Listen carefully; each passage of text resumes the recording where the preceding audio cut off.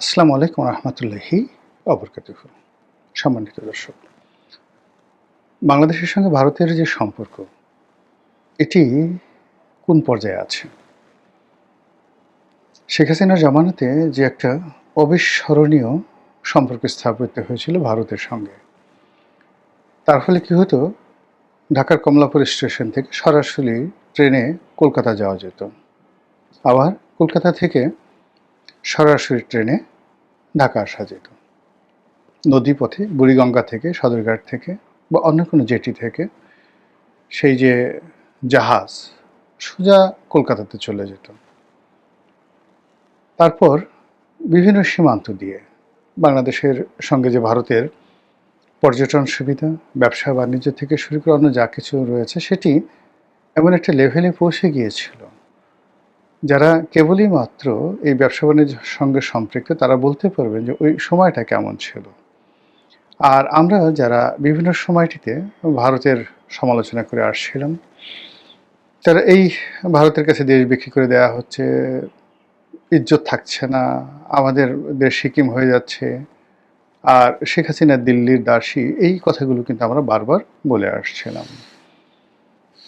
অন্যদিকে এই শেখ হাসিনার কবল থেকে বা আওয়ামী লীগের কবল থেকে আমাদেরকে উদ্ধার পেতে হবে, আদারওয়াইজ আমরা যে মহান মুক্তিযুদ্ধ করেছি সেই মহান মুক্তিযুদ্ধ ভ্যানিশ হয়ে যাবে, আমরা ভারতের সেবাদাস হয়ে আছি, আগামীতে ভারতের কোনো একটি অঙ্গরাজ্য হয়ে যাব। এই প্রচার এবং প্রোপাগান্ডার সঙ্গে সঙ্গে বাংলাদেশের শেখ হাসিনা বিরোধী যে আন্দোলন, সেটি চরম আকার ধারণ করে।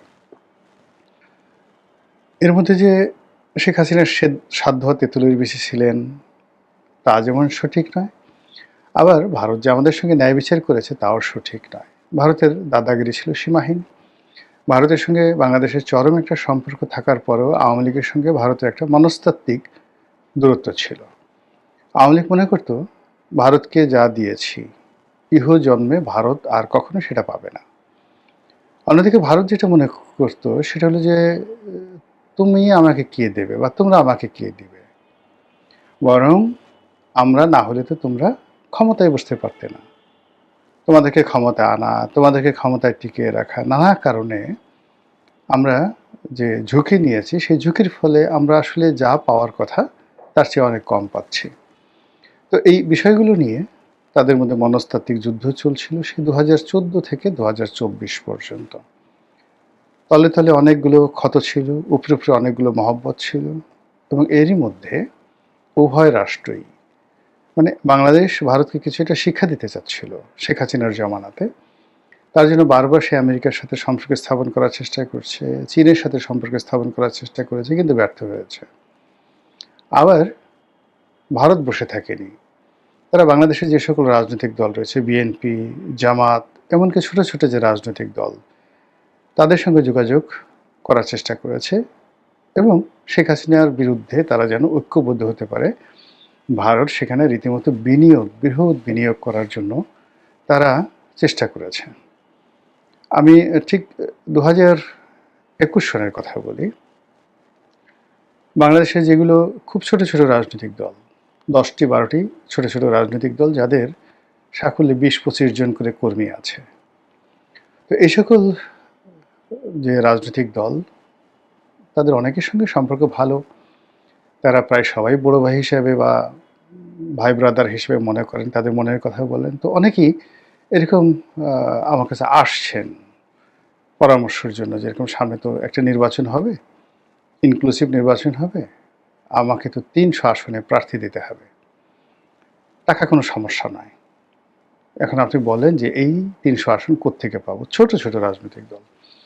এবং আমি অবাক হয়ে ভাবলাম যে তারা যে ডায়ালগগুলো দিচ্ছে, কথাবার্তাগুলো বলছে, তো এক দলের সঙ্গে অন্য দলের কথা প্রায় হুবহু। নিঃসন্দেহে তারা অফার পেয়েছে, এবং সেই অফারটা যে তারা রয়ের কাছ থেকে পেয়েছে এতে কোনো সন্দেহ নেই। তো এ থেকে আমি বুঝলাম যে সেই 2021 সনে বা 22 সনের ওই সময়টাতে আমি যে টকশোগুলো করেছি, এই কথাগুলো আমি একাধিকবার বলেছি যে যাদের মুখ থেকে যে কথাগুলো শুনছি সেই কথাগুলো আসলে শোনার কথা নয়। 2 নম্বর হলো আমাদের সিভিল সার্ভিস, মিলিটারি সার্ভিসের সাবেক কিছু কর্মকর্তা আছেন, তারাও শেখ হাসিনার ব্যাপারে ভীষণ রকম বেপরোয়া হয়ে পড়েছিলেন। এবং সেখানে আমরা দেখেছিলাম যে মোটামুটি অনেকেই নির্বাচন করার, দল গঠন করার ব্যাপারে তারা ঐক্যবদ্ধ হচ্ছিল এবং এর সঙ্গে আমেরিকার হাত ছিল, ভারতের হাত ছিল এবং শেরাটনে সোনারগাঁয়ের মতো 5 স্টার হোটেলে বিভিন্ন মানুষ, আমি নাম বলব না, যারা আমাদের সমাজে বেশ পরিচিত, কেউ বুদ্ধিজীবী হিসেবে, কেউ সিনেমার নায়ক হিসেবে, কেউ সাংবাদিক হিসেবে, তারা বিশাল বিশাল আয়োজন করেছেন। কেউ বলেছেন তারা হয়তো তৎকালীন ডিজিএফআইয়ের পয়সায় করেছেন, কেউ বলছেন রয়ের পয়সায় করেছেন, কিন্তু এই পুরো প্রক্রিয়াটি আসলে শেখ হাসিনা বিরোধী ছিল এবং এটা ভারতের মদতে হয়েছিল। বেশ কয়েকজন সাংবাদিক, ব্যবসায়ী, তাদের বাসায় নিয়মিত বৈঠক হতো।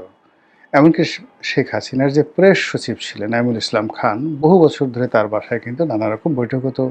জিল্লুর রহমানের বাসায় বৈঠক হতো, প্রয়াত মেয়র আনিসুল হকের বাসায় বৈঠক হতো, আব্দুল আল মিন্টু সাহেবের বাসায় বৈঠক হতো এবং সেখানে সকল রাজনীতিক যারা নেতৃবৃন্দ রয়েছেন, ব্যবসায়ী রয়েছেন, তারা একত্রিত হতেন এবং সেখানে যে কথাগুলো হতো সেই কথাগুলো আপনি যদি মেলান অলমোস্ট সেম।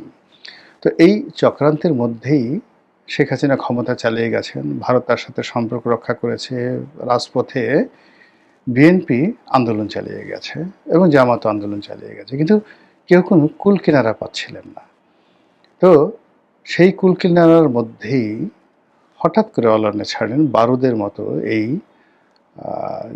যেটাকে বলা হয় কোটা বিরোধী আন্দোলন, এটি ছড়িয়ে পড়ে।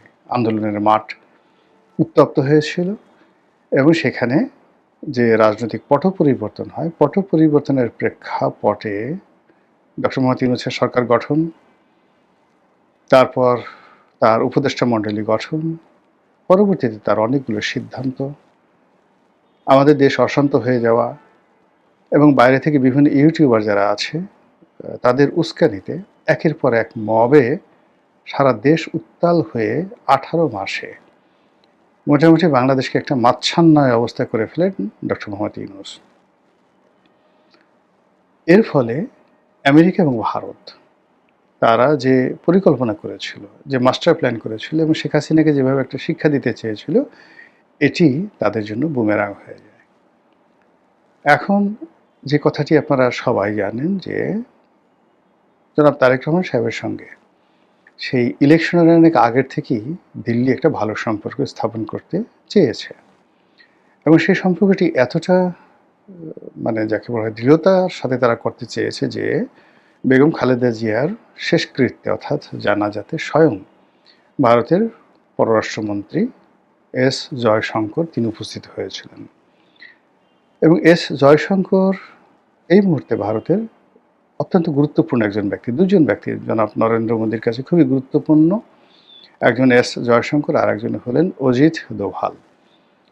তো ডক্টর মোহাম্মদ ইউনূস জয়শঙ্কর এবং অজিত দোভালের সঙ্গে বৈঠক করার জন্য প্রাণান্ত চেষ্টা করেছেন। এমনকি তিনি যখন বাংলাদেশে এসেছেন, সংসদ ভবনে যখন জয়শঙ্কর বসেছিলেন তারেক রহমান সাহেবের সঙ্গে, তখন খলিলুর রহমান যিনি পররাষ্ট্র উপদেষ্টা এখন আছেন এবং ওই সময়টাতে নিরাপত্তা উপদেষ্টা ছিলেন, তার সঙ্গে অজিত দোভালের একটা সম্পর্ক ছিল এবং এখনও আছে।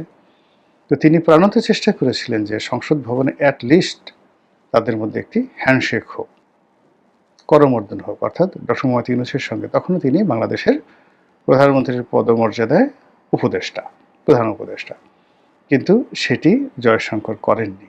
ইউনূসের প্রতি তাদের যে ঘৃণা, ভারতের যে ঘৃণা এমন একটা পর্যায়ে চলে গেছে, সেই ঘৃণা এখন রীতিমতো প্রতিহিংসায় পরিণত হয়েছে। ভারত যদি জীবিত থাকে, নরেন্দ্র মোদী জীবিত থাকে, অজিত দোভাল জীবিত থাকে, তাহলে ডক্টর মোহাম্মদ ইউনূসের যে বাকি জীবন, এটা জমানায় তারেক মানে যদি থাকে বা অন্য যে কোনো জমানা আসে, যেভাবে হোক না কেন ইউনূসকে ভারত স্বস্তিতে থাকতে দেবে না, আমেরিকা কোনো অবস্থাতে তাকে রাখবে না। ঘৃণাটা ওই পর্যায়ে গিয়েছিল।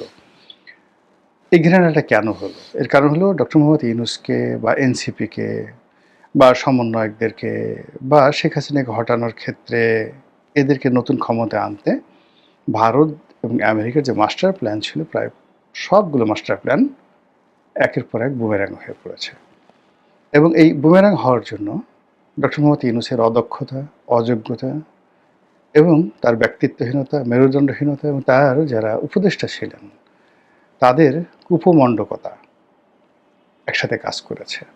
ফলে ধরুন আপনার ক্ষেত্রে চিন্তা করুন যে আপনি খুব আশা করে কাউকে ঘরে স্থান দিয়েছেন, তারপরে শোয়ার জায়গা দিয়েছেন, রাতে খুব পোলাও কুরমা খেতে দিয়েছেন। সকালবেলা গিয়ে দেখলেন যে বেচারা পায়খানা করে, পেশাব করে, পেট খারাপ করে আপনার পুরো রুম মানে খাট-ঠাট সব নষ্ট করে ফেলেছে। আপনার মেজাজটা কেমন লাগবে যদি আপনি মহামানব না হন? ওই লোক যদি ওখানে বসা থাকে, আপনার কি মনে হবে? তাকে কি আপনার চুমা দিতে ইচ্ছে করবে? বা ঠিক আছে ভদ্রলোক পায়খানা করেছে, আপনি নিজ হাতে একটু পরিষ্কার করে দেন, না চড়াই ওর ৩২ টা দাঁত খুলে দিতে ইচ্ছা করবে। তো ঐরকম যারা বিদেশি শক্তি, পিছন থেকে যারা ইনভেস্ট করেছে, ধরেন আমেরিকা ইনভেস্ট করেছে। অন্যান্য দেশ যদি ইনভেস্ট করে থাকে, তার যেমন একটা যাকে বলা হয় প্রতিদান তারা চেয়েছিল, সেই প্রতিদান তারা পায়নি। এটি গেল এক। ২ নম্বর হলো যে যখন কোথাও আলু পুড়ে, কোনো গোডাউনে আগুন লাগে, বহু পক্ষ সেখানে উপস্থিত হয়।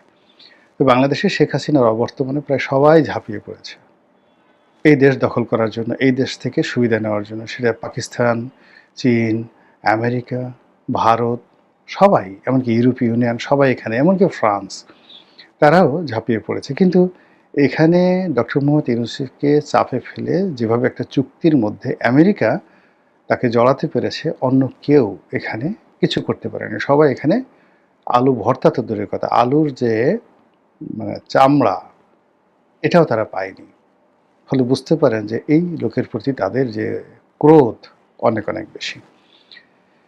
যা হোক, সে তারপরে ওই ঘটনার পরে একটা নির্বাচন হলো, ধরে নেওয়া হয় সেই নির্বাচন হওয়ার পেছনে 90% এফোর্ট ছিল ভারতের। এই যে 2026 সনে যে নির্বাচন হয়েছে, ধরে নেওয়া হয়, আমি আবার বলছি, আমার কাছে কোনো সুনির্দিষ্ট তথ্য নেই, হঠাৎ করে ডক্টর মোহাম্মদ ইউনূসের উপর চাপ প্রয়োগ করা, তারপর তাকে নির্বাচনে রাজি করা, তারেক রহমান সাহেবকে বাংলাদেশে আনা ইত্যাদি সব বিষয়ে ধরে নেওয়া হয় ভারতের 90% এখানে এফোর্ট ছিল। আর 10% এফোর্ট হলো আমেরিকা। তারা ভারতকে শুধু এখানে সায় দিয়েছে। আপনারা অনেকেই জানেন যে ভারতের সাথে, অর্থাৎ নরেন্দ্র মোদীর সাথে ডোনাল্ড ট্রাম্পের এখন যে সম্পর্ক অত ভালো না, কিন্তু সেটা রাজনৈতিক পর্যায়ে এবং বাণিজ্যিক পর্যায়ে ভালো না থাকলেও কৌশলগত যে কারণ, সেই কৌশলগত কারণে ভারতের সাথে তাদের যে ইন্দো প্যাসিফিক চুক্তি রয়েছে, তাদের যে এই অঞ্চলের আঞ্চলিক কৌশলগত সম্পর্ক রয়েছে, সেই সম্পর্কগুলোর ক্ষেত্রে এখনও আমেরিকা বা পেন্টাগন ভারতের উপর নির্ভর করে। কাজেই বাংলাদেশের যে বিষয়গুলো রয়েছে, সেই বিষয়গুলো ভারত একচেটিয়াভাবে সেই হাসিনার জামানাতে যেভাবে দেখতো, ঠিক এই মুহূর্তে তারা আমেরিকাকে ম্যানেজ করে ওইভাবেই দেখছে। তো এই যে নতুন সরকার এলো, জনাব তারেক রহমান সাহেবের সরকার, সেই সরকারের উপরে তাদের যে এক্সপেকটেশন ছিল, তাদের যে আগ্রহ ছিল এবং তারা যেভাবে যে বিষয়গুলো আশা করেছিল, সেই বিষয়গুলো পরিপূর্ণতা পাওয়া বা সেই বিষয়গুলোর প্রতিদান পাওয়া, এটা ভারত একেবারে প্রথম দিনেই বুঝে গেছে যে এটা সম্ভব নয়। যে জনপ্রিয়তা, যে দক্ষতা বা যে দৃঢ়তা মোটামুটি দরকার ভারতকে একটা সুবিধা দেওয়ার জন্য, একটা করিডর দেওয়ার জন্য, ভারতের সঙ্গে কৃত যে চুক্তিগুলো রয়েছে, কিংবা এই গত ১.৫ বছরে ভারতের যে ক্ষয়ক্ষতি হয়েছে বাংলাদেশের সঙ্গে সম্পর্ক না থাকার কারণে, এগুলো পুষিয়ে নেওয়ার জন্য বর্তমান সরকারের যে একটা কমিটমেন্ট থাকা দরকার, সেই কমিটমেন্টটি তারা দেখাতে পারছে না। তারা এলোমেলো, আনপ্রেডিক্টেবল, যেটি হাসনাত আবদুল্লাহ বলেছেন যে এই সরকারের অনেক সিদ্ধান্তে মনে হচ্ছে তারা মুড সুইং করছে, হঠাৎ করে পূর্ব দিকে যাচ্ছে, হঠাৎ করে পশ্চিম দিকে যাচ্ছে, সকালে এক কথা, বিকেলে এক কথা, সকালে এক সিদ্ধান্ত, বিকেলে এক সিদ্ধান্ত, এবং সবগুলোই মানে ছেলে ভুলানো গল্পের মতো অনেকগুলো ঘটনা ঘটছে। একবার দিল্লি থেকে মানে দিল্লিতে তারা পাঠালো লোকজন, আবার চীনে পাঠালো, এবং তিনি এখনো পর্যন্ত ২ মাস হয়ে গেলেন প্রধানমন্ত্রী হিসেবে কোনো দেশে যাওয়ার এখনো পর্যন্ত তিনি সিদ্ধান্ত নিতে পারেননি, বা কোনো দেশও তাকে ওইভাবে আমন্ত্রণ করেছে কিনা আমরা জানি না। সব মিলিয়ে অবস্থার দৃষ্টি মনে হচ্ছে যে এই সরকারের প্রতি তাদের যে বিশ্বাস এবং ভালোবাসা ছিল, এটা ধীরে ধীরে ধীরে ধীরে স্তমিত হয়ে যাচ্ছে। আর অন্যদিকে শেখ হাসিনা বা আওয়ামী লীগ সম্পর্কে তাদের যে বিরাগ ছিল, ক্রোধ ছিল, অভিমান ছিল, সেই জায়গাগুলো ধীরে ধীরে ধীরে ধীরে কমে যাচ্ছে। এবং প্রকৃতি এবং পরিবেশ সম্ভবত বাংলাদেশের ক্ষেত্রে আমেরিকার ক্ষেত্রে এবং দিল্লির ক্ষেত্রে যে সকল প্রকৃতি এবং পরিবেশ রয়েছে, আওয়ামী লীগের জন্য এগুলো ক্রমশ অনুকূল হয়ে যাচ্ছে। মহান আল্লাহ ভালো জানেন, আমাদের দেশের জন্য তাই হোক যেটি আমাদের জন্য কল্যাণকর। আসসালামু আলাইকুম রহমতুল্লাহি ওয়া বারাকাতুহু।